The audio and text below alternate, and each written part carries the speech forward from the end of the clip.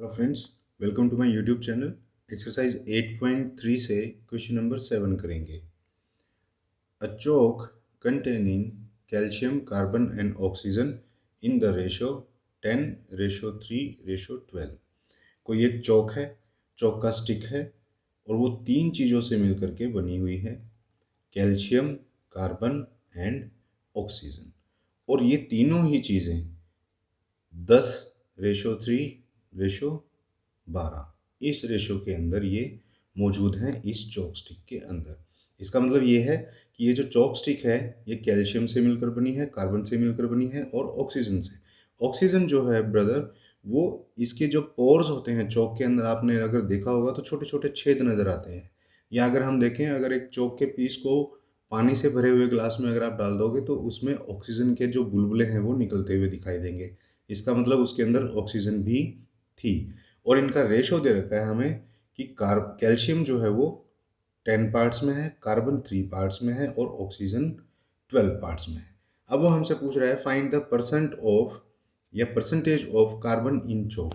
हमें सिर्फ कार्बन की जो है वो परसेंटेज हमें निकालनी है। तो देखिए ब्रदर, जब हम इस तरह से रेशो के क्वेश्चन करते हैं तो हमें मालूम है हम रेशोज को टोटल पार्ट्स के अंदर कन्वर्ट कर लेते हैं और फिर हर एक पार्ट का एक फ्रैक्शन बना देते हैं और उस फ्रैक्शन का फिर आगे हम परसेंटेज निकालते हैं।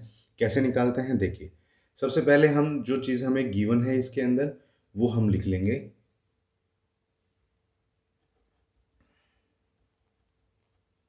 कैसे? सबसे पहले हम लिखेंगे कैल्शियम, कार्बन एंड ऑक्सीजन। इन तीनों का रेशो आप लिख लीजिए 10, 3 एंड 12। 10 पार्ट्स कैल्शियम के, 3 पार्ट्स कार्बन के एंड 12 पार्ट्स ऑक्सीजन के।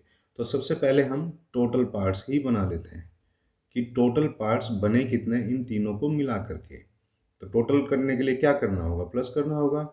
10 + 3 + 12 is equal to 25। 25 total parts हैं तीनों के मिला करके। अब उसके अंदर हमसे पूछ रहा है कि कार्बन का आप हमें बताइए।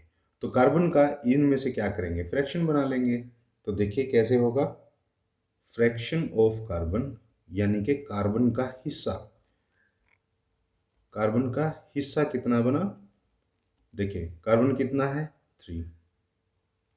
और टोटल कितने में से है? 25 में से। ऐसे ही हम लोग करते हैं ना, पिज़्ज़ा भी अगर हम खाते हैं, अगर 4 हिस्सों में बटा हुआ है तो एक के हिस्से में कितना है? 1/4। ऐसे ही हमारा ये फ्रैक्शन ऑफ कार्बन बन गया। टोटल पार्ट्स और कार्बन के हिस्से में जितने पार्ट्स थे वो। अब हम क्या करेंगे? इसका परसेंटेज निकाल लेंगे। कोई भी फ्रैक्शन जब हमें दे रखी होती है, अगर उसे हमें परसेंट में कन्वर्ट करना है तो क्या करते हैं? हम 100 से मल्टीप्लाई कर देते हैं। तो देखिए कार्बन परसेंट या percentage of carbon is equal to जो भी फ्रैक्शन हमारा बना है कार्बन का 3/25 मल्टीप्लाई बाय 100। इसको हम सॉल्व कर लेंगे। 5 से काट के देख लेते हैं। 5 5 जार 25 और 5 20 जार 100 और ये फिर से कटेगा। 5 1 जार 5 और 5 4 जार 20। तो 3 मल्टीप्लाई बाय 4 ये हमारा कार्बन का परसेंटेज आ गया। तो कार्बन हमारा कितना परसेंट बना इस चॉक स्टिक के अंदर? कार्बन हमारा बना 12%। नाउ अब इसका सेकंड पार्ट देखिए क्या कहता है। If in a stick of chalk, अगर इस चॉक स्टिक के अंदर कार्बन इज 3 ग्राम्स, अगर कार्बन का जो वेट है वो 3 ग्राम्स हो, what is the weight of chalk stick? तो इस पूरी चॉक स्टिक का जो वेट होगा वो कितना होगा? तो हमें क्या करना होगा? हमें पूरी चॉपस्टिक का वेट निकालना है। तो जो चीज़ हमें नहीं पता होती है हम उसको लेट कर लेते हैं, हम उसको एक्स मान लेते हैं। तो ऐसे ही हम इसमें करेंगे। Let the weight of chopstick is equal to x. और वेट क्योंकि ग्राम्स में होता है तो हम ग्राम्स में लिख देंगे। अब देखिए हमें सीधा सीधा यही लिखना है कि जो परसेंटेज है चॉक स्टिक की, सॉरी कार्बन की जो परसेंटेज है वो हमारी कितनी निकली थी, यहाँ 12% निकली थी।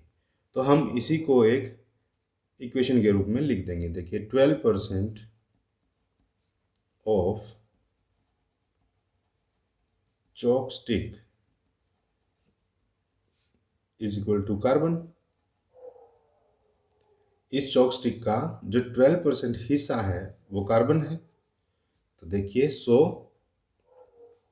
12% को मैं कैसे लिखता हूँ, 12/100। परसेंटेज का साइन अगर हम हटाते हैं तो 100 से डिवाइड करते हैं।